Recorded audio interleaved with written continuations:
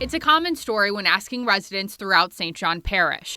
Every household has somebody who has died with cancer or has cancer. Mary Hampton has lived near LaPlace her whole life, most of her extended family, too. Since establishing in the parish, residents have become fearful of the Danka DuPont plant nearby.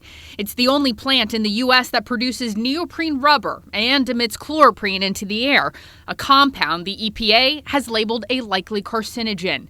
Hampton remembers the last time there was a door-to-door study of cancer cases around the plant. The University Network for Human Rights activist group published their findings that cancer rates were higher among those living closer to the plant. Why can't they believe this report?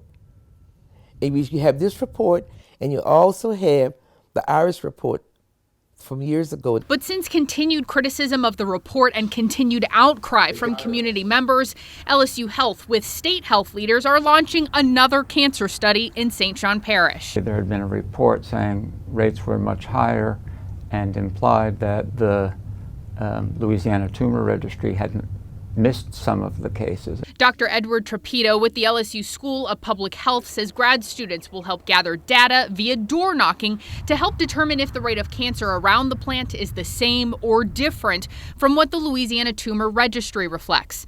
They'll also ask about other sicknesses or illnesses residents suffer from. But he says there are factors that will limit a fully comprehensive study. You need a big study because you've got to go and look at exposures and measure exposures.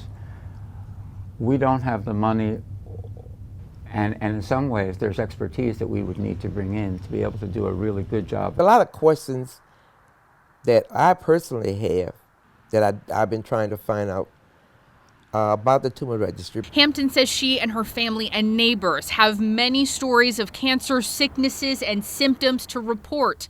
But she fears state and health leaders' efforts are being misplaced. You can do studies on top of studies. Well, what are you going to do with the study?